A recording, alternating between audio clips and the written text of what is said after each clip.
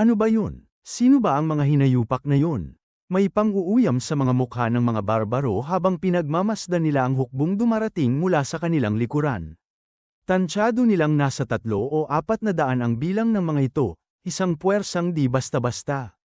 Ngunit ano naman ang pakialam nila? Nariyan ang 6 na tribo na nagsanib puwersa, may 20 daang mandirigma ang kanilang dala. Oo, iniwan nga nila ang mga kabayo sa di kalayuan dahil sa pagkubkub, ngunit hindi man lang sila kinabahan. Ano ba naman yun? Harangan lang nila gamit ang sariling katawan, ganyan ang tunay na lalaki. Sanay silang lumaban sa ganitong paraan, laban sa iba't ibang tribo, at wala itong bago para sa kanila. Itaas ang mga palakol, uunahin nating patayin ang mga hayop na yan. Mas maganda to, harapan ang laban, ha ha ha, ngayong araw, magiging pista ng dugo. Nag-alab ang kanilang sigaw, muling nagising ang kanilang dugo para sa labanan. Ang malalaking sagupaan sa kapatagan, iyon ang paborito ng mga barbaro. Sa pagdinig ng nakakalasing na hiyawan, ngumiti si Ghislaine. Ito rin ang pinakapaborito niyang uri ng tunggalian. Nagningning ang kanyang mga mata ng malalim na pula, at ang sibat na hawak ay kumislap sa pulang mana. Thud, thud, thud, thud. Bumilis ang takbo ng kabayong sinasakyan ni Ghislaine sa unahan, iniwanan ng agwat ang mga kabalyero sa kanyang likuran.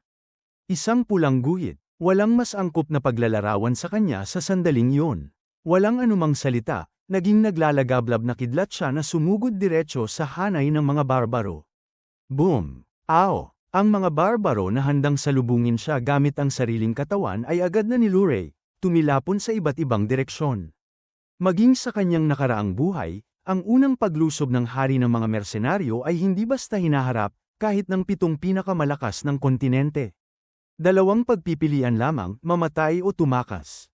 Crash! Crash! Crash! Bumulusok si Ghislaine sa gitna ng hukbo, hinati sa 2 bahagi ang buong pormasayon ng mga barbaro. Nag-atubili ang mga barbaro, natigilan sa biglang pagkawasak. At sa kanilang pagkalito, agad na sumugod ang mga kabalyero ng Fenris, kasunod ni Ghislaine. Boom! Gra! Sino ba talaga ang mga ito? Mula kailan nagkaroon ng ganitong mga mandirigma ang Northern Fortress? Saan sila nanggaling? Gulat na gulat ang mga barbaro. Lahat ng kabalyero ay may hawak na sibat na nakabalot sa bughaw na mana. 100 kabalyero na may ganoong lakas. Hindi yun kapanipaniwala. Sa lahat ng kanilang laban malapit sa Northern Fortress, wala pa silang nakitang ganitong puwersa. Mas marami tayo. Sunggaban sila. Sabi ko, sugod. Sa sigaw ng mga dakilang mandirigma, muling sumugod ang mga barbaro, isinisigaw ang kanilang kabangisan. Muling bumagal ang momentum ng mga kabalyero dahil sa walang ingat na pag-atake ng mga barbaro. Ngunit sanay sa paggamit ng mana, hindi sila basta natitinag. At sa kanilang hanay, may iilang tumatanghal na higit na kahanga-hanga. Thwap! Sa bawat hampas ng sibat ni Ghislaine, may barbarong nabubuwal. Tinutuhog ang ulo bago pa man nila namamalayan ang kanilang kamatayan. Boom! Crash! Si Jillian at Kaur ay kapwa nagwawala, nag-iiwan ng tambak ng bangkay. Si Kaur, habang pinuputol ang ulo ng mga barbaro, ay humahalaklak. Ha ha ha! Matanda, mas marami akong papatayin kaysa sa iyo ngayon. Hindi siya pinansin ni Jillian. Wala siyang oras para sa walang saysay na paligsahan. Ao! Nagpatuloy ang walang humpay na pag-atake ng mga kabalyero. Ang sigaw ng mga barbaro ay sumabog sa himpapawid, at tuluyan ang nagkagulo ang kanilang pormasayon. Gra! Huwag umatras. Panatilihin ang linya. Kaya nating manalo. Ngunit hindi lamang mga kabalyero ng Fenris ang nasa labanan. Napansin ang nagkakawatak-watak na hanay ng mga barbaro, sumigaw si Swalter. Buksan ang tarangkahan. Boom! Wah! Lumabas ang mga sundalo ng Ferdium, nagngangalit ang sigaw. Ang kanilang Shimor Ale ay umabot sa rurok. Mula sa isang sitwasyong halos wala na silang magawa kundi magtiis, biglang nagbago ang lahat dahil sa pagdating ni Ghislaine. Sa pagsali ng hukbo ng Ferdium, nahulog ang mga barbaro sa patibong, final atake mula sa harap at likod. Wala silang nagawa kundi mamatay ng paisa-isa. Muling nag-apoy ang mga sundalo ng Ferdium, nakatagpo ng lakas na hindi nila alam na nasa kanila. At higit sa lahat, walang ibang mas sabik kaysa kay Scoven, ang komandante ng Forest of Beasts Garrison. Mamatay kayo, mga hayop. Naipit si Scoven sa kuta nang magsimula ang pagsalakay, at sa unay inakala niyang kamalasan yon. Ngunit ngayon, ibang-iba ang kanyang nararamdaman. Napakasarap nito, labis ang puot ng mga taga-Hilaga laban sa mga barbaro, ngunit ang fair diem ang pinakamatindi ang galit. Sa walang bilang na kasamahan at kababayan nilang pinaslang, wala na silang inasam kundi paghihiganti. Karaniwan, ang kaya lamang nilang gawin sa mga pagkubkub ay ang magtanggol. Ngunit ngayon, nararanasan nilang maghasik ng kamatayan sa lawak na di pa nila naabot noon. Sana nga natapos na agad ang lahat mula sa simula. Ngunit alam nilang hindi yun posible. Hindi kayang magsayang ng fair diem ng ganoong karaming lakas at yaman. Umatras. Magkawatak-watak. Wala nang nagawa ang mga barbaro. Kahit sila, mga batikan sa labanan, ay napilitang tumakas. Pinagnigilan ng mga kabalyero at sundalo ang kanilang mga ngipin. Pinatay ang sinumang makahabol. Hanggang sa lumubog ang araw at natabunan ng mga bangkay ang paligid ng kuta, sumigaw si Swalter. Tama na, tapos na, huwag na kayong humabol. Walang natira kundi iilang nakatakas. Ang fair diem ay walang balak tumanggap ng mga sumuko, at ang mga barbaro na may hindi kailanman sesuko. Napakalalim na ng kanilang galit. Panalo tayo. Dumating ang batang Panginoon. Sa wakas, nakasigaw ng tagumpay ang mga sundalo ng fair diem. Hindi na ito ang dati na simpleng panunood lamang ng pag-urong ng mga barbaro. Ngayon, winasak nila ang pinagsamang puwersa ng 6 na tribo, isang bagay na dapat ipagdiwang. Lumapit si Swalter kay Ghislaine, bakas ang galak sa mukha. Ghislaine, anong nangyari? Paano ka biglang dumating? Ngumiti si Ghislaine. Hindi ba't ito ang panahon ng kasidhian ng mga barbaro? At dahil sa taggutom, inaasahan kong lalo silang magiging mabangis. Tamang-tama ang pagdating mo. Isang napakalaking tagumpay ang naidulot mo. Sa katunayan, nag-aalangan pa akong humingi ng tulong sa iyo. Sa limitadong puwersa ng fair diem, lagi silang nahihirapan tuwing nagkakaisa ang mga tribo. Biglang nanlumo ang mukha ni Swalter. Hindi ito oras para magdiwang. Ang mga pangkat ng panluloob ay nakapasok na sa kaharian. Nanganganib ang ibang nayon. Kailangan nating kumilos agad. Naintindihan ni Ghislaine. Agad tayong gagalaw. Hahatiin ko ang aking hukbo. At ako na may magdadala ng mapa, sagot ni Swalter. Pagkabukas ng mapa, tinuro ni Ghislaine ang ilang lugar. Jillian, Kaur, mamuno kayo ng tig-100 kabalyero. Naroon marahil ang mga pangkat ng panluloob. Kumilos kayo agad. Naunawaan. Wala kayong dapat ipag-alala, ubusin ko sila. Agad lumisan sina Jillian at Kaur, gayon din sina Swalter at Randolph na nagsama ng kani-kanilang hukbo. Walang oras para mag-aksaya. Habang nakasakay, pinisil ni Swalter ang kanyang mga ngipin. Baka huli na. Kung hindi dumating si Ghislaine, wala na sanang pagkakataong ito. Ililigtas natin ang mga tao. Sigaw ni Swalter. Samantala, sa isang maliit na nayon. Ha, matagal-tagal na mula nang huli tayong nakapagnakaw. Tingnan nyo, ang dami nilang nakaimbak na pagkain. Nagsisigawan ang mga barbaro habang sinusunog ang buong nayon. Hindi nila inasahang ganoon karami ang nakaimbak, ngunit yun pala ang pagkaing ipinamigay mismo ni Swalter. Hindi niya itinago, kundi ibinahagi sa kanyang nasasakupan, pati na rin sa karatig na mga nayon. Dahil dito, mahal siya ng mga tao, kahit tinuturing siyang lampa ng Hilaga. Ngunit ngayong naglunsad ang mga barbaro ng buong paglusob, nakahanap sila ng pagkakataon. Kaya, maawa kayo, ililigtas niyo man lang ang mga bata. Nag-echo ang mga iyak ng mga mamamayan sa gitna ng nagliliyab na apoy. Patay na ang lahat ng milisya na dapat sana'y tagapagtanggol ng nayon. Patayin ang mga babae, gawing alipin ang mga lalaki. Nagkaroon pa ng alanganin sa saglit na yun, ngunit agad ding nagpatuloy ang barbarong pagdiriwang. Thud. Sa isang bahay, natagpuan ng isang barbaro ang isang batang lalaki na yakap-yakap ang nakababatang kapatid, parehong nanginginig. Well, anong meron dito? Mga kuting na nagtatago. Ngumisi siya, ipinakita ang naninilaw ng ngipin. Nakikiusap ako, huwag po, nanginginig na sabi ng bata.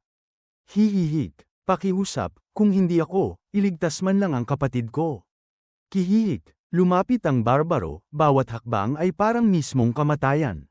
Diyosa, iligtas mo kami, bulong ng bata, sabay pikit ng mga mata. Step, Biglang, thud, boom, tumigil ang mga yabag, dahan-dahan niyang iminulat ang mata. Nakahandusay ang barbaro, tinuhag sa likod ng isang sibat. At sa may pintuan, nakatayo ang isang lalaki, hawak ang dagwang sandata. Hindi siya barbaro, at kahit hindi malinaw ang mukha dahil sa dilim, maliwanag ang nag-aalab na mga pulang mata. Si sino ka? Nanginginig na tanong ng bata. Tahimik sandali ang lalaki bago sumagot, mariin ang tinig. Ghislaine Fairdean, ako ang magiging tagapagtanggol ninyo mula ngayon. Grog, sino ang mga hinayupak na to? Magtipon, bilis, magtipon. Saan sila nanggaling? Ang mga barbaro, na abala sa kanilang marahas na pandarambong, ay biglang sinalakay ng mga kabalyero. Isang kaguluhan ang sumiklab, kampante sila, iniisip na abala pa rin ang pangunahing hukbo sa hilagang kuta. Dahil puro pagnanakaw ang nasa isip, hindi nila inasahan ang biglaang pagsalakay. Mula sa lahat ng direksyon, lumitaw ang mga kabalyero. Nagpilit man ng depensa ang mga barbaro, napakalakas ng kanilang kalaban. Bawat kabalyero ay may hawak na mana. Kahit ang pinakamalalakas na palakol ng barbaro ay nagkadurog-durog, kasabay ng paglipad ng mga ulo nilang pugot. Tunay ngang magigiting ang mga mandirigmang barbaro, sinasabing kaya nilang harapin ang 3 sundalo ng sabay. Ngunit kahit 10 sundalo pa ang magsama-sama, walang laban sa isang kabalyero. Mga hayop kayo, isa sa mga barbaro, dala ng takot, ay tinaas ang kanyang palakol upang patayin ang bihag na hawak. Likas na ugali na niyang ibaling ang galit sa walang kalaban-laban. Boom! Ngunit bago pa niya maibaba ang palakol, isang sibat ang lumipad mula kung saan at bumasag sa kanyang bungo. Si Ghislaine ang bumato ng sibat. Hinugot niya ang espada sa kanyang baywang at sumigaw, walang dapat makaligtas. Handa, Ginoo! Si Lucas ang pinakamalakas ang sigaw.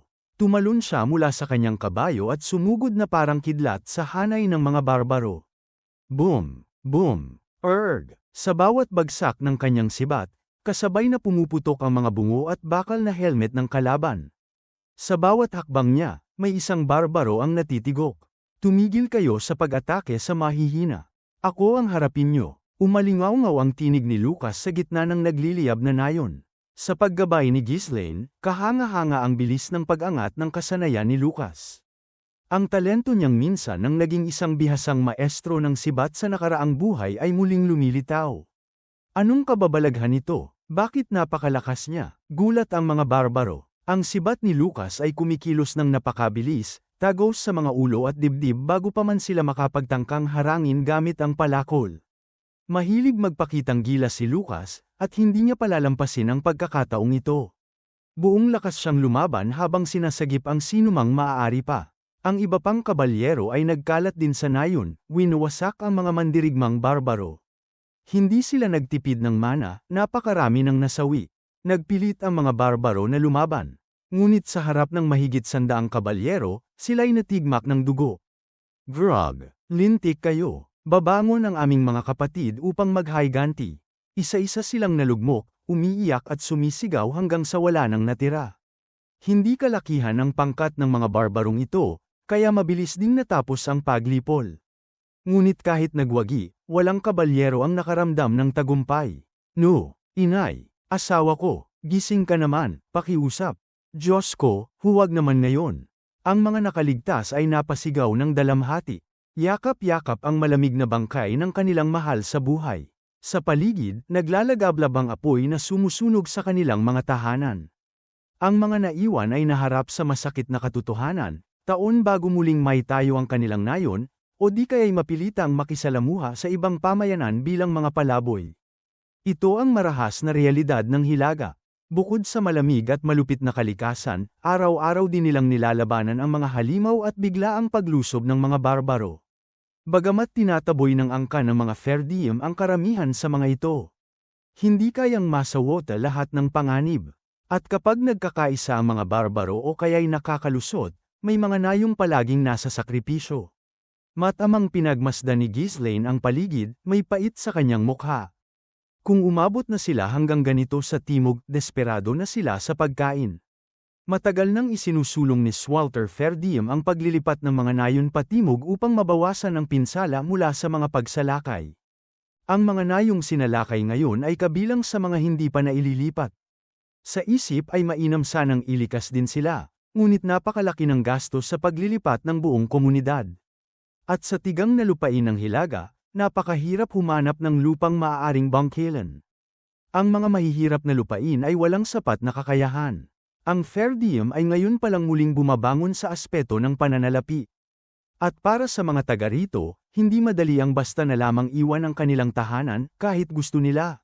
Saan naman sila pupunta? Kailangan kong magpadala ng mas maraming manggagawa upang suportahan sila. Katulad ng ginagawa ng Fenris Estate, nagsimula na ring ailapit ng angka ng fair diem ang mga nayon sa kanilang kuta at kastilyo, hindi lang para sa digmaan kundi bilang paghahanda rin sa mga sakuna. Bumalik na tayo, dalhin ang mga nakaligtas sa kuta. Kung iiwan nila ang mga ito, siguradong mamamatay sila kinabukasan. Sa ngayon, kailangan nilang manatili muna sa kuta hanggang sa mailipat sila sa mas ligtas na pamayanan. Habang sumasakay ng kabayo si Ghislaine, isang batang lalaki ang hamarang sa kanyang daraanan. Ito ang batang niligtas niya kanina. Tinitigan siya ni Ghislaine. May nais ka bang sabihin? Sabi mo, poprotektahan mo kami, di ba? Oo, malungkot ang nangyari ngayon, pero pangako ko, hinding-hindi na mauulit ito. Sandaling nag-atubili ang bata, saka nagsalita. Hindi ko kailangan ng proteksyon mo. Ano ang ibig mong sabihin? Gusto kong lumaban sa tabi mo. Ilang taon ka na? 15. Tahimik na pinagmasdan ni Ghislaine ang bata. Sa edad na yon, malapit na siya sa pagiging ganap na adulto. Ngunit payat at maliit ang katawan, halatang gutom at malnourished. Mas maaga pa para sa'yo. Sisiguraduhin kung makakain ka ng sapat para lumakas. Pagkatapos, kapag handa ka na, maaari kang sumali sa hukbo ng fair diem. Naputol ang salita ni Ghislaine nang tumingin siya sa mga mata ng bata. Nanginginig ang katawan, luhaan ang mga mata, ngunit may nakatagong damdamin na agad niyang nakilala. Kasalanan sa sariling kahinaan, kawalan ng magawa para sa mga mahal sa buhay, pagsisisi sa pagkatalo, at higit sa lahat, anong gusto mo? Tanong ni Ghislaine. Paghihiganti. Anong uri ng paghihiganti? Gusto kong mamatay lahat ng barbaro. Alam ni Ghislaine ang titig na yon. Nakita na niya yon sa sarili niyang mga mata noon. Isang pagkamuhi na kayang lamunin ang lahat. Isang kabaliwan na nagpapaandar ng sariling pagkawasak. Isang lakas na hinuhugot mula sa sugat at sakit. Isang patak ng luha ang bumagsak sa mga mata ng bata. Ngunit hindi siya pumikit, mataman siyang nakatingin kay Ghislaine. Worry naniniwala na tanging siya lamang ang makakatupad ng kanyang hangarin. Isa pang luha ang nahulog. Tahimik lang na pinagmasdan siya ni Ghislaine. Bawat tao'y may sariling paraan ng pagtugon sa trahedya. May iba na umaasa sa paghilom. May iba na naghahanap ng ibang daan.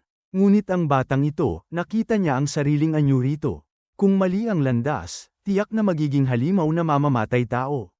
Ngunit kung matuwid ang direksyon, siya'y magiging bangungot ng kanilang mga kaaway. Napili na ng bata ang kanyang daan. Isasama kita sa aking lupain, ani Ghislaine. Ako mismo ang magtuturo sa iyo. Salamat. Pagsisisihan mo ito, hihilingin mong mamatay ka na lang. Wala akong pakialam. Kung hindi ko kayang tiisin yon, mabuti pang mamatay na lang ako. Napangisi si Ghislaine, tila nakikita ang sarili sa bata. Ano ang pangalan mo? Arl. Nanlaki sandali ang mga mata ni Ghislaine, saka natawa ng mahina.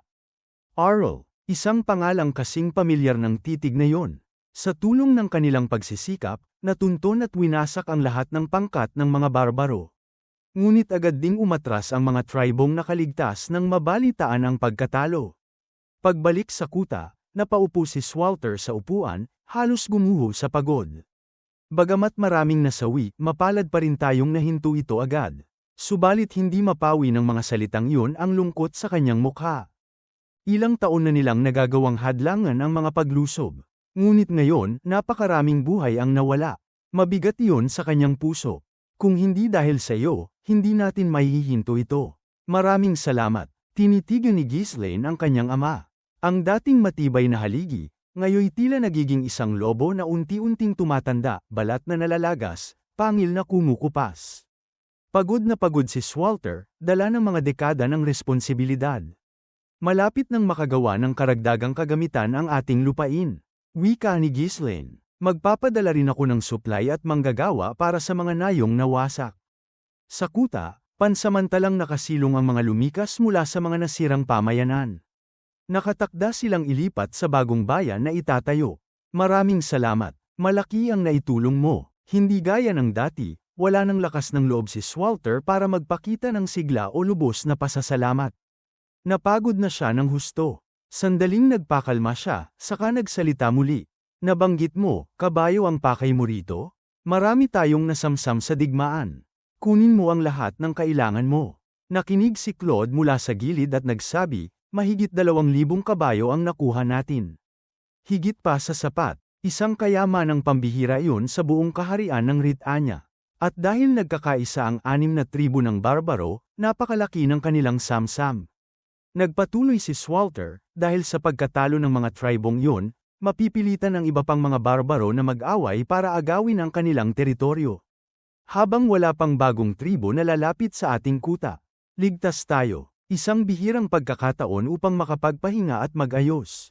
Ngunit hindi pa tapos si Ghislaine. Hindi pa ako uuwi. Bakit? May plano ka pa? Meron. Maliit na bagay lang. Tumango si Swalter, akala'y tumutulong lamang ang anak sa muling pagtatayo ng mga nayon. Ngunit matatag na umiling si Ghislaine. Bago pa sila makabalik, tayo ang unang uusig. Sandaling natigilan si Swalter bago muling nagtanong. Ibig mong sabihin, tayo ang mauunang umatake? Ganun na nga, hindi pwedeng habang buhay na lang tayong tanggap ng palo, hindi ba? Ito rin ang nadarama namin. Pero kung tutuusin, hindi ito makatotohanan. Malawak ang lupaing ito at napakaraming tribo. Sa lakas natin ngayon, imposible itong mapangasiwaan. Kaya ang ibig mong sabihin, maghihintay na lang tayo ulit? Iyan ang pinakamainam na hakbang. Ang 6 na tribong nakapaligid dito ay nawala na. Kung wala sila, malaki ang gagaan ng sitwasyon. Nauunawaan ko ang ibig ipahiwatig ni Swalter. Ngunit wala akong balak na sundin yon. Nawala na ang malalapit na tribo. At ano ngayon? Sa huli, may iba pa ring darating at muling maghahasik ng lagim. Hindi ko hahayaang maulit yon. Hindi ko naman sinasabing lipulin silang lahat. Sobra silang marami, nagkalat sa iba't ibang lugar. Wala tayong sapat na lakas para habulin sila isa-isa.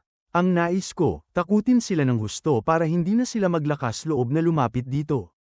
Talaga bang kailangan pang umabot sa ganon? Kung hindi tayo mag-iingat, baka magkaisa na naman ang mga Barbaro.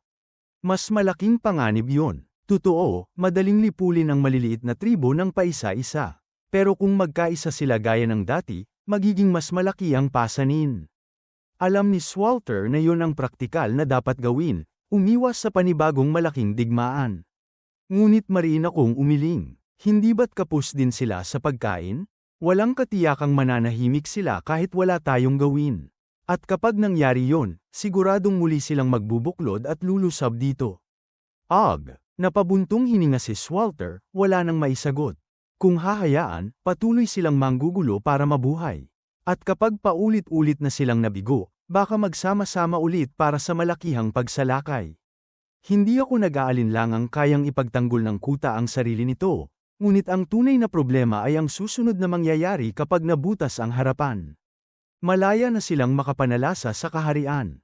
At ang ibang teritoryo na masasalanta, tiyak na fair diem ang sisisihin. Masyado itong mabigat para sa isang mahirap na lupain gaya ng fair diem, bulong ng isip ko. Kung tutulong lamang sana ang kaharian, pero abala silang lahat sa pansariling kapangyarihan at alitan. Ghislaine, tama ka nga, ngunit matalino ba talagang umatake? Ang seguridad at katatagan ang palaging panuntunan ni Swalter. Kaya nang ipanukala ko ang ganitong uri ng laban, nag-aatubili siya. Amang mahal, sagot ko, bilang isang kabalyero, alam mong sa digmaan mas mainam ang mauuna ang sumugod kaysa tanggap ng unang palo, hindi ba? Well, oo, mas mainam nga. Hindi ginamit ni Swalter ang mga mababang uri ng kasabihang gaya ng unang sumuntok, unang panalo. Siya pa rin ay marangal na Ginoo ng Hilaga. Ngunit ako, isinantabi ang lahat ng pormalidad. Pero lagi tayong nasa panig ng nasasaktan. Dahil dyan, lalo lang tayong naghihirap. Nag-init ang ulo ni Swalter. Hoy, lagi tayong nakagaganti. Lagi tayong nagtatagumpay sa depensa. Totoo, may ilan nang nakakalusot, pero alam mong imposibleng bantayan ang buong harapan. Hindi ko na pinansin ang kanyang palusot. Ang katotohanan, kami ang laging nauunang tamaan. Alam ko ang dahilan, Ama. Pero ang katotohanan, patuloy nila tayong tina-target dahil hindi tayo gumaganti. Hindi ko na matitiis. Hindi tayo magtitiis pa. Lalaban tayo. Nag-isip si Swalter, napapailing. Kanino nga ba naman ng batang ito ang tapang at pagiging suwail? Hindi ito galing sa akin, marahil sa kanyang ina. Bago pa siya makasagot, si Claude naman ang sumingid. Ayoko nito. At bakit ka naman tutol? Diyos ko, kakatanggap lang natin ng mga kabayo. Bakit naman tayo hahanap ng panibagong gulo?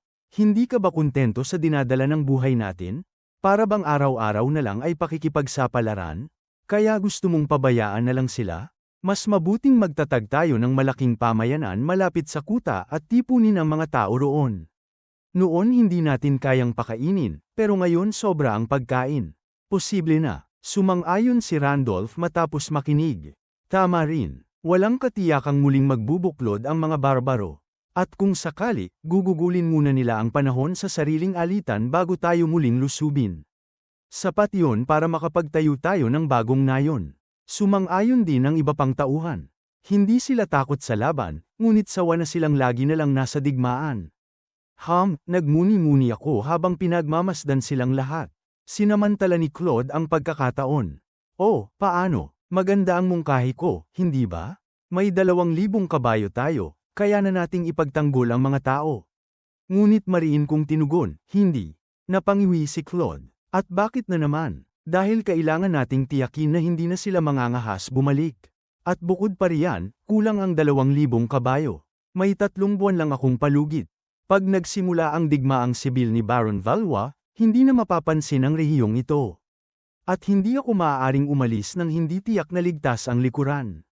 Sa oras na marinig nila ang pangalan natin, dapat manginig na sila sa takot, mariin kong wika.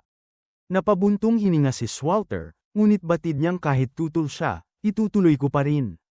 Kung gayon, sige, tayo ang unang aatake. Ang pinakamasayang tumanggap ng pasya ay ang mga kabalyero at sundalo ng Fair Diem. Sa wakas, dudurugin natin sila. Panahon na. Sawang-sawa na akong palaging depensa lang. Ipakikita natin sa kanila kung sino ang tunay na dapat katakutan. Kailanman ay hindi pa nauna ang Fair Diem sa paglusob.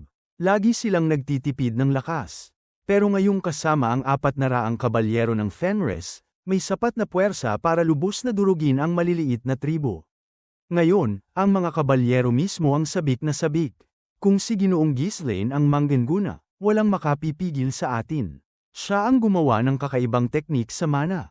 Tiyak na tagumpay ito. Napatunayan na ng lahat ang aking kakayahan, sa pagtatanggol ng Fair Diem, sa pagkabihag kay Caboldi, at muli sa digmaang ito. Wala nang dadang ako'y bihasa sa sining ng pakikidigma. Agad kaming naghanda. Wala namang kailangang ipunin dahil ang kuta mismo ang magiging base. Lumabas si Swalter na nakabaluti, handang sumama. Ngunit nilapitan siya ni Ghislaine. Ako na ang manggenguna sa hukbo. Ano, bakit? Handa akong sumama. May kailangan ding maiwan para magbantay. Paano kung may ibang tribo na sumalakay habang wala tayo? Alam ni Swalter na palusot yun para ako ang mamuno. Ngunit wala na siyang magagawa. Fine, gawin mo ang gusto mo. Hindi ka naman nakikinig sa akin kailanman. Ako na ang naging pinakamataas na pinuno ng operasyon. Pag-akyat ko sa kabayo, tinaas ko ang aking kamay. Sumunod kayo. Tayo'y lalarga na. Gamulong ang dagandong ng 600 kabayo, 400 kabalyero ng Fenris, 20 kabalyero ng Fair Diem, at 200 pang mangangabayo. Samantala, abala ang mga barbaro sa kanilang nayon, naghahanda para sa pangangaso. Ngunit napalingon sila nang marinig ang ugong ng lupa. Mga kaaway, maghanda. Nakita nilang paparating ang isang hukbo na balot ng bakal at may mahahabang sibat. Ang mga tao mula sa kuta. Bakit sila nandito? Gulat ang buong tribo. Sa lahat ng pagkakataon, sila ang nauuna sa pagsalakay. Hindi nila inakalang darating ang araw na ang tinatawag nilang mga mahihinang tao ang mismong Seiselekay. Nagkagulo sila, nagsitakbuhan, at sa gitna ng kaguluhan, malamig na ngumiti si Ghislaine. Matagal ko ng desisyon na hindi na kami magiging alipin ng inyong pananalasa. Ngayon, kami naman. Itinaas ko ang aking sibat, at sa tinig na umalingaw-ngaw sa buong kapatagan, sumigaw si Ghislaine. Durugin silang lahat. Kalaban! Kalaban! Nilusob tayo ng mga demonyong mula sa kuta. Umalingaw-ngaw ang mga sigaw sa bawat dako ng nayon. Nagkagulo ang mga barbaro, nagmamadaling kunin ang kanilang mga palakol at nagtipon sa gitna. Kanina lamang ay nakahanda silang mangaso, kaya't wala silang kabayo na nasa sakyan, ni armas na maayos na nakahanda. Bilisan ninyo, nandyan na sila. Nagkukumahog silang samampa sa mga kabayo, ngunit huli na. Ang hukbo ni Ghislaine, rumaragasa na parang bagyo, ay nasa harapan na nila. Nagpapanik ang mga kabayo ng mga barbaro, ramdam ang panganib at hindi mapigilan. At sa digmaan, walang saysay ang tapang kung walang ayos ang porma sayon. Sa kaguluhang ito, na maging ang pagpigil sa mga kabayo ay hindi magawa, higit na imposibleng bumuo ng depensa. At gaya ng pagsalpok ng unos, sumapit ang hukbo ni Ghislaine. Boom! Sa unang bugso, bumaon ang sibat ni Ghislaine, winasak ang bungo ng mga barbaro.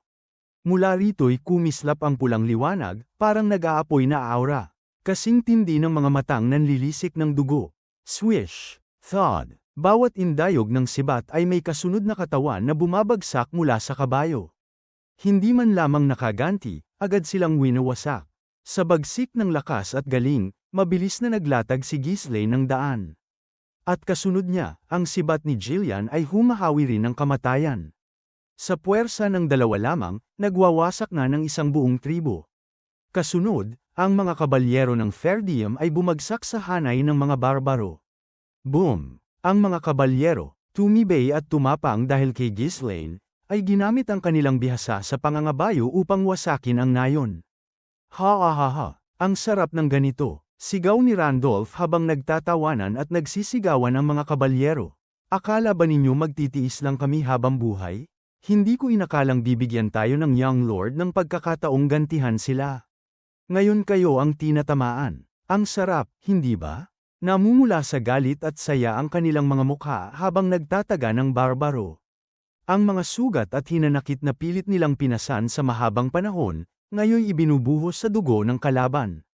Ang mga kawal kabalyero ng Fair Diem ay hindi rin nagpaawat. Namumula rin ang mga mata, sabik na durugin ang mga kaaway. Para bang bawat hampas ay paglalaglag ng bigat na kanina pa nila pasan. Samantala, ang mga kabalyero ng Fenris, buwisit, ang bibilis nila, reklamo ni Kaur, habang hirap na makasunod. Marunong siyang sumakay, oo, pero higit niyang hilig ang bumaba at magtaga ng malapitan. Gayon din ang karamihan sa mga kabalyero ng Fenris. Nakasanayan nilang sumugod ng buong lakas, ngunit ang husay sa pangangabayo ng Fair Diem ay ibang antas. Gayunpaman, kahit kapos sa galing, binawi nila sa dami. Sa sandaling dumagsa ang kanilang daan-daang kasamahan, tuluyang nagpanak ang mga barbaro. Sa unang bugso pa lang, wasak na ang hanay ng kalaban. Hindi na sila nakabangon upang makaporma muli. Subalit, likas na matibay at marahas ang mga hilagang barbaro. Kahit nalalapit na ang kamatayan, sumigaw pa rin sila, mga demonyo, magtipon kayo, huwag kayong uurong. Hindi nila kayang tapatan ang ating lakas. Patayin sila, ngunit salita lang yon, dahil sa dinaglaon, napaligiran na sila ng mga kabalyero. Sa sandaling na kumpleto ang porma sayon, umalingaw-ngaw ang tinig ni Ghislaine. Patayin silang lahat. Ibugso ninyo ang lahat ng galit na naipon ninyo. Gawin ninyong sindak ang ating watawat sa kanilang paningin. Nagliyab ang damdamin ng mga kawal. Sumiklab ang labanan. Ngayon, hindi na sila nagtatanggol ng kuta, hindi na sila humahabol ng magnanakaw. Sila mismo ang dumadahas sa pugad ng mga barbaro. 1, 2, 3, bawat patay na barbaro'y tila pagbubuhos ng katarungan sa dugo ng kanilang mga kapatid na namatay. Para sa mga taga-Fair Diem, ang ataking ito ay isa ng banal na ganti. Samantala, ang mga kabalyero ng Fenris ay walang personal na galit. Ginawa lang nila ang tungkulin. Maliban kay Kaur, kailangang higaitan ko ang matandang yon. Sa isip niya, si Jillian ay karibal na habang buhay. Samantalang si Jillian, wala man lang paki. At sa gitna ng alingaw-ngaw ng kamatayan, ilang barbaro ang nagbagsak ng armas, nagtataas ng kamay para sumuko. Ngunit, walang nakinig. Ang mga kabalyero ng Fair Diem, nalunod sa hinanakit, ay walang awang nagpatuloy. Hindi na sila makapaghintay ng awa. Thud, thud, thud. Sa gitna ng lahat, muling sumigaw si Ghislaine. Huwag patayin ang mga kabayo. Sila ang kukunin nating gantimpala. Sa huli, tuluyang nalipol ang mga mandirigmang barbaro. Ang natira ay mga matanda, babae, at mga batang nanginginig sa loob ng mga tolda. Sa isang iglap, binuksan ng mga kawal ang mga tirahan, nilabas ang mga takot na bihag. Noong huli silang umatake, nakatakas na ang mga barbaro. Ngunit ngayon, wala ni isa ang nakaligtas. Isang kabalyero ang tumindig sa harap ng isang umiiyak na bata, itinaas ang sandata, handa na ring pumatay. Ngunit biglang dumagundong ang tinig ni Ghislaine. Tumigil kayo, sabay-sabay na bumaba ang mga armas. Marahil, sa kaibuturan, inaasam nilang pigilan sila ng isang tinig. Sapagkat kailanman, hindi pa nila napatay ang mga walang laban. Lumapit si Randolph, madilim ang mukha.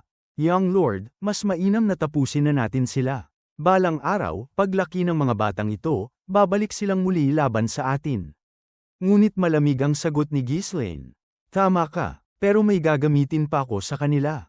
Gagamitin? Paanong paggamit? May plano ako. At saka, hindi ko hilig pumatay ng mga taong wala man lang kakayahang lumaban. Mababa iyon para sa akin. May bigat ang kanyang tinig. Nakaramdam si Randolph ng kaba, lalo na nang makita ang malamlam na sulyap sa mga mata ng binata.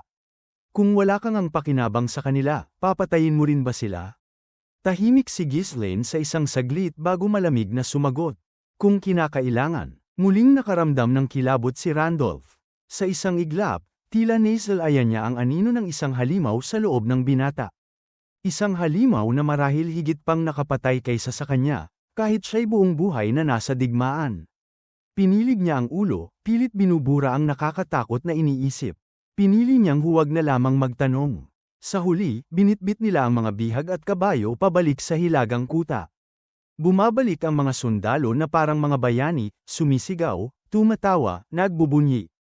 Ha ha ha, ang hina nila. Tingnan ninyo itong mga kabayo. Para tayong yumaman bigla. Ngayon ko lang nailabas lahat ng galit ko. Ang mga natirang hindi sumamay nagmakaawa. Isama ninyo ako sa susunod. Ako'y mas malakas sa kanya. Pakisama rin ako, young lord. Ngumiti si Ghislaine sa kanilang kasabikan. Ang sigla ng mga kawal ay tila apoy, habang tumitindi, lalong nagiging malakas. Maganda, uubusin natin sila, isa-isa. Sa ganitong sistema ng pagpapalit ng mga sundalo sa kuta, mas mabilis nilang nalilipol ang mga maliliit na tribo. Samantala, hindi isinama ang mga kabalyero ng Fenris sa rotasyon. Kailangan pa nilang patatagin ang sarili sa hirap at karanasan. Sa mabilis na kampanya, isa-isang naduraj ang mga tribo malapit sa kuta. At dahil walang nakaligtas kundi mga bihag, tumagal ng ilang araw bago napansin ng mga karatig tribo ang pagkawala. Nang kumalat ang bulong-bulungan, na ang mga mahihinang tagapagtanggol ng kuta ay biglang nagngalit, kumilos na ang iba. 11 tribo ang nagtipon, pinamunuan ng makapangyarihang Windhowl tribe.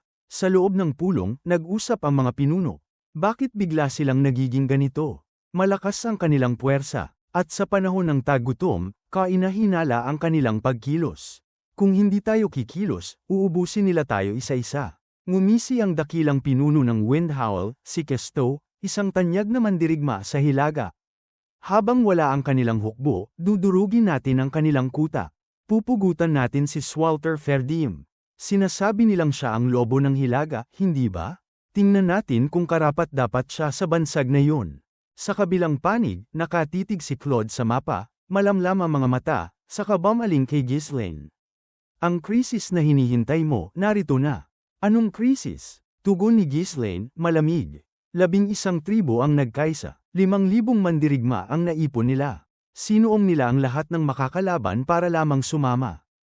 Medyo marami-rami. Marami raw. Delikado na ito. Ikaw ang nag-udyok sa kanila. Sigaw ni Claude, halos himatayin sa inis. Pero si Ghislaine, kalmado pa rin. Makikipag-usap tayo, pero hindi kapag mahina tayo. Sino bang nakikipagnegosasyon na talunan? Kapag dehado tayo, doon tayo nakikipagnegosasyon. Kung ganun, babaguhin natin ang sitwasyon. Hindi ba't mas madaling makipag-usap kapag hawak mo ang ulo ng kaaway? Ngumisi si Ghislaine, malamig at matalim. Papatayin natin silang lahat, at saka natin sila kausapin. Napatawa si Claude ng tuyo, hindi na makabuo ng salita. Tulad ng inaasahan, walang saysay ang pakikipag-usap. Sa totoo lang, yun na rin ang inaasahan niyang kahihinatnan. Ngayon, ano ang dapat kong gawin? Bumukas ang sagot mula kay Ghislaine mismo. Alam na nating lahat na walang patutunguhan ang palitan ng salita, hindi ba? Kaya't umusad na lang tayo. Sumuko si Claude at itinuro ang ilang bahagi ng mapa. Oo, ganun na nga. Tulad ng hula mo, Ginoo, nagtipon ang mga tribo sa ruta na tinatahak natin. Nagpakalat sila ng mga mandirigma para bantayan ang bawat galaw natin. Pero sobrang babaw ng paraan nila, kaya't paulit-ulit silang nadidiskubre ng ating mga tiktik. Mga hanggal talaga. Araw-araw ay nagpapadala si Claude ng mga especially iya upang suriin ang paligid, magulat, at dalhin ang impormasyon kay Ghislaine. Dahil laging gumagalaw ang mga barbaro, hindi tiyak ang kanilang kinaroroonan. Kaya't mahalagang laging may nagbabantay at nagsusuri. Sa katotohanan, tungkulin sana ito ni Lowell, ang opisyal ng intelihensya. Ngunit ngayon ay dinala ni Ghislaine si Claude, gaya ng nakaraan. Marahil ay dahil nasanay silang magtulungan sa nakaraang buhay, kaya mas komportable siyang kasama si Claude kaysa kay Lowell. Bukod pa roon, si Claude ay isang mahusay na commander at taktiko. Kahit natabunan ng kanyang pamumuhay bilang isang simpleng tao ang kanyang kakayahan, nandoon pa rin ang talino't galing niya. Magandang target ang mga yon. May ideya ka ba kung paano sila kikilos? Tanong ni Ghislaine. Kahit alam na rin niya ang sagot. Gusto niyang mailabas ang likas na galing ni Claude, at kalaunan ay siya ang magdidisenyo ng estratehiya kapag wala na siya. Kinamot ni Claude ang kanyang baba bago sumagot. Kung ganito ang sitwasyon, malinaw naman. Karamihan sa kanila ay susugod lang ng walang isip. Pero ang pinuno ng Windhowl Tribe, may utak yun. Mas nakakaawa ang mga taong gumagamit ng utak ng kalahatan lamang, tugon ni Ghislaine na may ngisi. Tama ka riyan, pero napakarami nila, higit doble ng bilang natin. Anong gagawin mo? Depensa na lang ba? May paborito akong taktika, pagsubaybay, tambangan, at paglipol. Eksakto, pero sa pagkakataong ito, iba ang atake. Panlilinlang, pagpapalibot, at ganap na paglipol. Napahalakhak si Claude. Sobra silang nakakarami. Paano natin sila mapapalibutan? Tumawa rin si Ghislaine. Hindi kailangang harangan ang lahat ng direksyon para masabing napalibutan. Sapat na ang putulin ang mahahalagang daan. Simulan na natin ang pagpaplano. Malakas sila, oo, pero ubod ng simple ang kanilang mga isip. Lahat ng bitag gumagana laban sa kanila. Samantala, sa panig ng mga barbaro, nagpupulong ang 11 pinuno ng tribo. Ipinahayag ni Kestoh, dakilang pinuno ng Windhowl Tribe, ang balak na kabkuban ang kuta. Ngunit hindi lahat ng kasamang pinuno ay agad pumayag. Alam nilang mahina sila sa pagsalakay ng mga tanggulan. Ilang beses na rin nilang sinubukan at naranasan ang hirap nito. Bukod pa roon, mahirap para sa kanila ang basta na lamang sumunod sa utos ng iba, lahat sila ay sanay na sila ang nasusunod.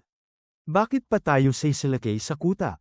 Mas mabuti pang sugurin natin sila sa labas. Iilang daan lang sila, kaya natin silang durugin ng mga mandirigma natin. Sigaw ng isa, tama, para saan pa ang mga mandirigma natin kung hindi para habulin sila at tapusin? Wala pa tayong mga sandata para sa pagkubkob. Sa gitna ng ingay at sigawan, napakunot ang noo ni Kestoh. Sa kanyang mata, mga mangmang ang mga ito. Hindi siya gaya nila, malakas siya, oo, ngunit higit pa roon, marunong siyang magplano at mag-isip. Sa kanyang pamumuno, lumakas ang Windhowl at naging isa sa pinakamakapangyarihang tribo ng Hilaga. Kung hindi dahil sa mga fair diem na yon, matagal na sanang napailalim sa kanila ang iba pang mga tribo. Mag-isip naman kayo kahit minsan, wika ni Kestoh. Oo, kaunti lang sila, pero bawat isa'y kasing lakas ng isang pinuno ng digmaan. Nakapatay na sila ng 2,000 mandirigma nang wala ni isang casualty. Naiisip ba ninyo kung gaano karami ang mawawala sa atin kung haharapin natin sila ng harapan? 5,000 tayo, kahit gaano sila kalakas, hindi nila kayang lumaban sa atin lahat. Ang iniisip mo'y parang duwag. Kung mananalo man tayo, kalahati o higit pa sa mga mandirigma natin ang mamamatay. Kaya nga matagal nang takot ang kaharian sa mga kabalyero nila. Tahimik na ang iba. Sa pantahaman o hindi, may bigat ang sinabi ni Kestoh. Ang pagkawala ng napakaraming mandirigma ay tiyak na ikakamatay ng anumang tribo sa Hilaga. Kung gayon, ano ang mungkahi mo? Tanong ng isa. Tulad ng sinabi ko, ang kabkuban ng kuta. Hindi ba't may magiging talo rin tayo roon? Siyempre, may magiging talo. Pero mas kaunti, maliit ang kuta, at wala roon ang kanilang pangunahing hukbo. Mga mahihinang sundalo lamang ang naiwan. Ano sa palagay ninyo ang kaya nilang gawin kung salubungin sila ng mahigit 5,000 mandirigma? Natigilan ang lahat. May logika ang sinabi. Kung sabay-sabay na aakyatin ang pader ng kuta, kahit gaano pa kababa ang depensa, tiyak na may puwang na mabubuksan. Kung masakop natin ang kuta, mawawalan sila ng supply. Atrasado ang kaharian, wala silang sapat na pagkain para muling sumalakay. Mapipilitan silang umurong. Tama ka, mas madaling sakupin ang iba pang mga lupaing kaharian kung matibag natin ang kuta. Isa-isang tumango ang mga pinuno. At sa huli, pumayag silang lahat sa plano ni Cousteau. Hey, lihim ng ngisi ni Cousteau. Pag nasakop ko ang kutang ito, pati mga tribo ninyo'y luluhod sa akin. Ako ang magbubuklod ng hilaga. Pagkaraan ng ilang araw ng pagmamanman, nakumpirma nila na umalis ang pangunahing hukbo ng Fair Diem. Ngayon ang pagkakataon, mahigit 5,000 mandirigma ang nagsimula ng kanilang marcha. Kasabay ng ugong ng mga tambol na yari sa balat ng hayop, yumanig ang lupa sa bigat ng kanilang yabag. Ora, ang kuta ay atin. Para sa ating mga kapatid na namatay. Paghihiganti, sumigaw ang mga pinuno, at umalingaw-ngaw ang sigawan ng libu-libong mandirigma. Lahat sila ay nagngangalit sa galit at pananabik sa laban. Ngunit mula sa kuta, natanong ni Swalter at ng kanyang mga sundalo ang rumaragasang dagat ng mga barbaro. Napakakapal nila, isang tanawin na nakakatindig balahibo. Diyos ko, tama ba ang naging desisyon natin? Bulong ni Swalter. Ramdam din ni Randolph at ng iba pang kabalyero ang bigat ng sitwasyon. Kahit sanay na silang makipaglaban sa mga barbaro, ibang-iba ang makita ang 5,000 kalaban na sabay-sabay sumusugod. Ngunit hindi na maaaring umatras. Nagtaas ng kamay si Swalter. Sindihan ang mga siga, paandarin ang trebuchet. Umangat ang makakapal na usok, isang senyales kay Ghislaine na nasa labas. Sumambulat ang mga bato mula sa trebuchet, gumuguhit sa langit at bumagsak sa gitna ng mga barbaro. Boom! Boom! Bahagya silang napatigil, ngunit mabilis ding naghiwa-hiwalay para iwasan ang susunod na atake. Ang kanilang bilis at tapang ay hindi matinag. Sa sandaling lumapit sila at hindi naabot ng trebuchet, itinaas ng mga barbaro ang kanilang mga kalasag. May dala silang mga hagdang yari sa kahoy, handa nang akyatin ang mga pader. Ngunit napansin nilang kakaunti ang mga mamamana sa itaas ng kuta. At sa sandaling yon, biglang umalingaw-ngaw ang utos ni Swalter, isang utos na hindi kailanman inaasahan ng mga barbaro. Buksan ang tarangkahan. Prick, dahan-daang bumukas ang tarangkahan ng kuta, isang bagay na hindi pa kailanman nangyari sa kanilang mga labanan. Natigilan ang mga barbaro. Ang kanilang mga sigaw ng digmaan ay napalitan ng katahimikan. Bakit sila lumalabas? Bulong ng isa, at sa isang iglap, mula sa loob ng kuta, sumugod palabas si Swalter at ang mga kabalyero ng Fair Diem, umarangkada na parang bagyong bakal. Dududududo, sa unahan ng hanay, kumikislap ang espada ni Swalter ng bughaw na liwanag. Ganap na niyang napag-aralan ang mana cultivation technique na iniwan sa kanya ni Ghislaine, at ngayon, mas matindi at mas maalab ang nag-aapoy na mana na dumadaloy sa kanyang katawan. Nakalugay ang kanyang buhok na warrigal ame ng leon, kumikislap ang pilak na baluti, matikas ang anyo, at matalim ang mga matang puno ng buhay. Ang maayos na balbas na inahit niya ngayong umaga ay lalo pang nagbigay sa kanya ng karisma. Kasama ng kanyang mga tauhan, anyo silang mga lobo na humahagibis sa hilagang kapatagan. Sumugod, sa kanyang sigaw, umalingaw-ngaw ang sabayang hiyawan ng mga sundalong nasa kanyang likuran. Ang lakas ng kanilang tinig ay yumanig sa mismong lupa. Kaya ko ito, kailangan kong magawa ito. Ito ay isang bagay na hindi natin maaaring hindi makamtan. Mahigpit ang pagkakakuyom ng mga ngipin ni Swalter, at mariing tumibok ang kanyang puso. Matagal na siyang hindi nakaramdam ng ganitong nag-aalab na dugo. Noon, kapag laban sa mga barbaro, palaging nagtatanggol lamang siya upang iwasan ang maraming casualty. Kung umatras ang kaaway ay saka lamang niya ito hinahabol. Hindi pa niya kailanman ginawa ang lumabas ng kuta upang salubungin ang kalaban ng harapan. Dududududo, sa kanyang pangunguna, ang lahat ng kabalyero at kawal-kabayo ng Fair Diem ay sumugod. Hindi lamang sila, pati lahat ng sundalo sa kuta, kasama ang mga mamamana, ay lumabas at sumama. Nagulantang ang mga barbaro. Hindi nila kailanman nasalayan ang ganitong sitwasyon at hindi alam kung paano tutugon. Anong nangyayari? Akala natin na ilabas na ang pangunahing puwersa nila. Bakit parang ang dami pa rin nila? Ihulog agad ang mga hagdang yari sa kahoy. Ihanda ang sarili sa harapang labanan. Hindi nila alam na may bagong puwersa ng kabalyero na dumating kamakailan kay Ghislaine. Ang alam lamang nila, ang mga sundalong kinakaharap nila nitong mga nakaraang araw ay bahagi lamang ng karaniwang tagapagtanggol ng hilagang kuta. Kaya nang biglang lumitaw ang tila dagdag na hukbo na akala nila ay wala, bumagsak ang kanilang moral. Ngunit agad ding tumawa ang mga pinunong gera. Sa pagninilay, mas pabor pala ito sa kanila. Mas marami pa rin tayo. Galing, durugin sila. Mas nais nila ang harapang labanan kaysa sa pag-akyat sa pader ng kuta. At kahit nadagdagan ang kalaban, higit 5,000 pa rin ang kanilang bilang kumpara sa mahigit 1,000 kawal ng Fair Diem. Ang mga taong ito, sanay sa ligalig ng hilaga, ay hindi pwedeng magpadaig sa takot. At sa laki ng agwat ng bilang, isang kahihiyan na ang manginig pa. Mga mahihina, pasabugin natin ang bungo nila. Ngayong araw, babagsak ang hilagang kuta. Muling umalingaw-ngaw ang sigawan ng mga barbaro. Mula sa kanilang mga matang dati naguguluhan, ngayon ay kumikislap ang mabangis na pagnanasa sa dugo. Ang kanilang tinig, lalo pang pinalakas ng mga hiyaw ng mga pinuno, ay halos natabunan ang sigaw ng mga tauhan ni Fair Diem. Sa harap ng buhos ng kanilang sigaw, buong lakas na humiyaw si Swalter. Bumangga kayo, basagin ang hanay nila. Kwaang, sa isang mabilis at malupit na pag-atake, binuutes ng mga kabalyero sa unahan ng Fair Diem ang hanay ng mga barbaro. Sa tulong ng bagong teknik ng mana, lalo silang tumatag at lumakas, kaya't nagkapira-piraso ang unang linya ng kaaway. Subalit hindi mga baguhan ang mga barbaro. Sanay sila sa laban ng kabayo, kaya hindi sila gaanong nagulat. Sugod, ipakita sa kanila ang bangis ng ating lakas. Walang konsepto ng mga sibat laban sa kabalyerya o espesyal na porma sayon ang mga barbaro. Para sa kanila, iyon ay taktika lamang ng mahihina. Ang tanging sandata nila, sarili nilang katawan. Nasa atin ang basbas ng dakilang mandirigma. Walang takot nilang sinalubong ang kabalyerya, sinasalag ang mga paa ng kabayo gamit ang mga palakol. Kahit tapakan sila, hindi sila umatras. May ilang kabayo ang natamba, at mabilis nilang sinunggaban ang mga kabalyerong bumagsak, ibinuwal sa lupa upang sabay silang gamulong sa gitna ng labanan. Ang katunggali na walang takot sa kamatayan, hindi kailanman madaling harapin. Hindi tayo pwedeng maagawan ng moral, mariing naisip ni Swalter habang pinapahid ang pawis at dugo sa kanyang mukha.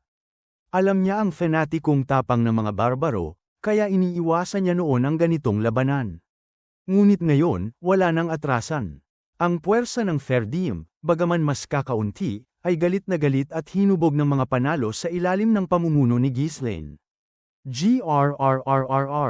Mamamatay ka ngayon. Tapusin natin dito. Walang tigil ang banggaan ng bakal at sigawan. Sa simula, hawak ng Fair Diem ang bentahe dahil sa organisadong atake at matibay na hanay. Ngunit unti-unting tinabyunan sila ng rumaragasang agos ng mga barbaro, walang pakialam kahit masawi, basta't makapatay.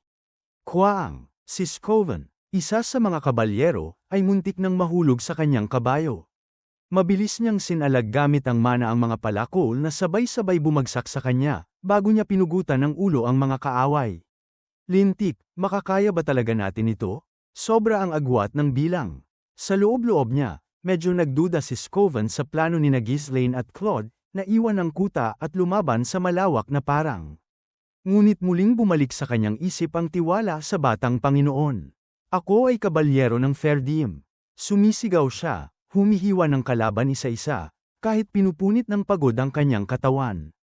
Sa huli, bumagsak din siya sa lupa, ngunit muling bumangon gamit ang puwersa ng teknik ng mana. Pagod na pagod, mainit ang dugo sa kanyang katawan, halos hindi makahinga. Panahon na para umatras. Narinig niya ang sigaw ni Swalter. Umatras sa gilid. Mga kabalyero, umatras ngayon. Dahan-daang umatras ang kabalyerya, samantalang ang mga sundalong may hawak ng malalapad na kalasag ay bumuo ng isang matibay na pader. Thunk, thunk, thunk, nagmistulang bakal na pader ang kanilang hanay. Ngunit sa mata ng mga barbaro, katawa-tawa lamang ito. Takot na sila, ha ha ha, mga duwag. Lalong lumakas ang kanilang pag-atake, binabayo ang mga kalasag ng buong puwersa. Ngunit hindi sila nakapansin, dahan-dahan nang lumalapad ang pormasayo ng mga tagapagdala ng kalasag, kumakalat sa magkabilang gilid. Sa malalim na titig ni Swalter, malinaw ang kanyang iniisip, nabuo na ang pormasayon, ngunit masyado itong napaaga.